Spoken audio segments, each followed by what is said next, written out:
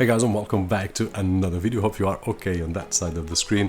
And today to take a look at this budget-oriented tablet from Dragon Touch. This is the Notepad K10 model. Link will be down below so that you guys can check the prices, specifications and so on. Really quickly, in terms of specifications, it has a 10-inch display, actually 10.1, with a resolution of 1280 by 800, running Android 9 with a CPU quad-core, which is the MediaTek 8163, 2 GB of RAM and 32 GB of storage, which can be upgraded with a microSD up to 128 gigs. It has a front-face camera with 2 megapixels, so I put an image right over there so that you guys can check the quality. And it also has a 8 megapixel back camera, which we can also check the quality right over there. In my opinion, it's enough for video calls and similar situations. Battery-wise, 6000 milliamp hours, and it will last us for about 4 to 6 hours depending on what we are doing. Now, this is a budget-oriented tablet, as I said, so in terms of build quality, I was surprised with the quality of the plastics at the back. The front display, it feels a little cheap in terms not of the display itself, but the spacing between the final glass and the display. It's a bit large, and that's always an indicator that we're talking about a budget tablet. Anything wrong with that? No, but it's something that we need to have in mind, because when we look at some of the newer screens, they are completely flushed to the display, and this one is not. This is not the first one that we see like this, and usually this price range brings this kind of limitation. Nonetheless, the experience is not bad. In terms of the tablet, it has a power button, a volume rocker right over here, and then it has a micro USB port that we can charge, of course, and we can also connect some accessories like the gamepad that I did use to test out some games. And we have one thing that it's really awesome in my opinion, which is the micro HDMI output. I love any device similar to tablets that has a external output for a display or for a TV. It gives us a lot of freedom. We can use it for productivity, and we can use it for entertainment or gaming or something like that.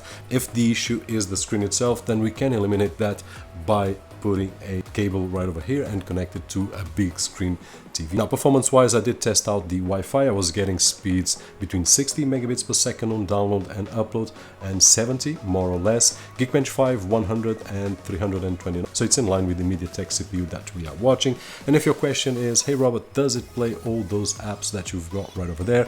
My answer is yes. I did test them all, and I'll show you in just a few moments, but it will.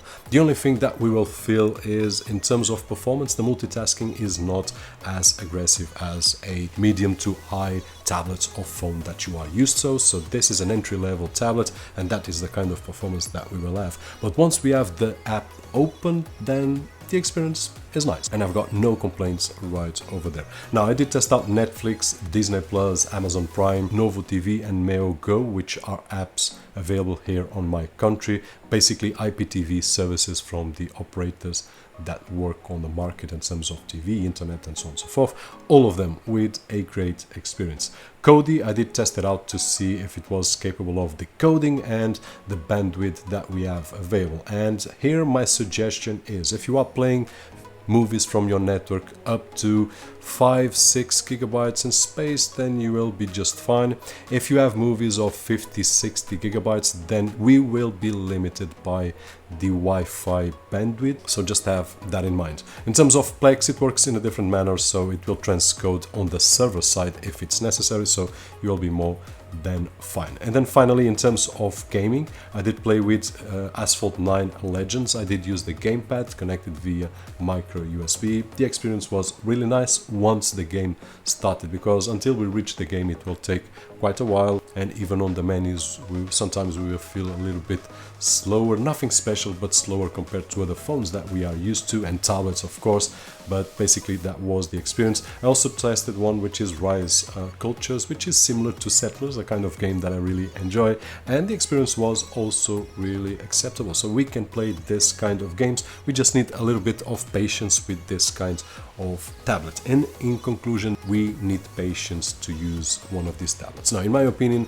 the target of this tablet, or this kind of tablet, could be a kid or someone younger that probably doesn't take care as much as we do of these devices, and probably if we are expending too much money, a few days later, a few months later, it will break and so on and so forth. So if it's a cheaper device, we will not feel as much on our pocket. So that's one of the targets, probably for someone that wants, as we did right over here already, something to put Home Assistant or other app running 24/7 on a wall or something like that. Then more than enough. Actually, we could use less and cheaper if there is. For that kind of scenarios, great.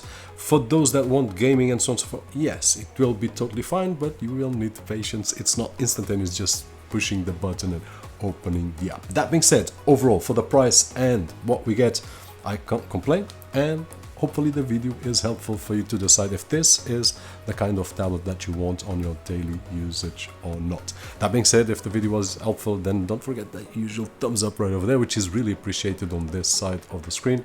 My name is Roberto, and as always, I'll see you guys on the next one.